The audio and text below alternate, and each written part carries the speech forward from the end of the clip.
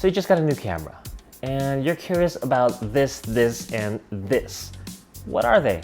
These are your shutter speed, aperture, exposure meter, and ISO. In this 4-part series, I'm going to teach you what each of them does and how to use them. In this video, I'm going to teach you about the shutter speed. Are you curious? Because Misa curious. Hi, my name is Sean Misa, and welcome to my channel, where I teach you the basics of photography and videography. So if this is what you're interested in, be sure to hit the like button, subscribe with the notification bell turned on, so you'll be updated when I upload new videos. For the first video in this series, we'll go over this guy, the shutter speed. The way I like to remember this is this captures motion. So if your goal is to capture the still shot of a friend jumping or the passing of a car with the light trails, this will be the main setting you'll want to adjust. Let's take a few examples of my favorite ways to use it. A photo that so many of my friends ask, Hey Sean, can you take a photo of me jumping? Yeah, sure. I can do that. Yes. Hi. So I'll start off with 1/200 to try and capture that crisp photo of them in the air. Okay, that photo wasn't too bad, but the feet aren't as crisp as I'd like. You can still see a little bit of blur around me. So let's try that again. This time, I'll increase the shutter to 1/1000 to take the photo even faster. Now that's what I'm looking for. Look at those shoes. Don't they look crispy? Thank you, Sean.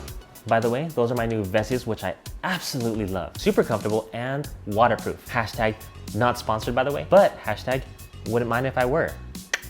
My other favorite type of photo are those, you know, the little light streaks that you see from a car that's passing by?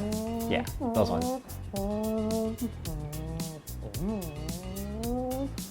What is that?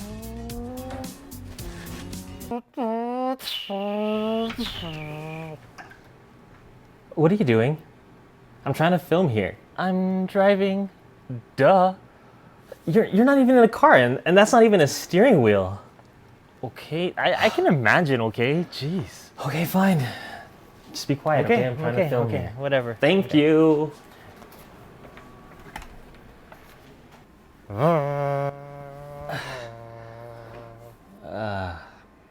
For this, what I'll do is set up my camera on the tripod so it's nice and steady, and set my slow shutter to 5 seconds so it gives enough time for the light of the car to cross my screen.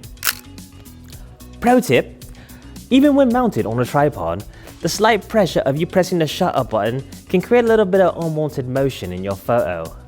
One way to get around it is to set up a 2-second timer. Woo-hoo-hoo! I love the way that photo turned out. You know what? I'm gonna have to add this to my Instagram. I love those light streaks from the cars because it creates a sense of motion and, you know, it gives life to the photo. That wasn't too hard now, was it? Now you're one step closer to becoming a pro. In the next video, I'll go over the aperture, the next setting on your camera. So be sure to like, subscribe with the notification bell turned on so you can be notified when the next video comes out. If you have any questions, be sure to type them in the comments below and I'd be glad to answer them. I hope I was able to help you understand the shutter speed and how to use them. The best way to really understand how it works is to get out there and experiment. So get out there, take those photos, and be sure to use the hashtag MisaCurious so I can check them out. So what are you waiting for? Get out there and be curious.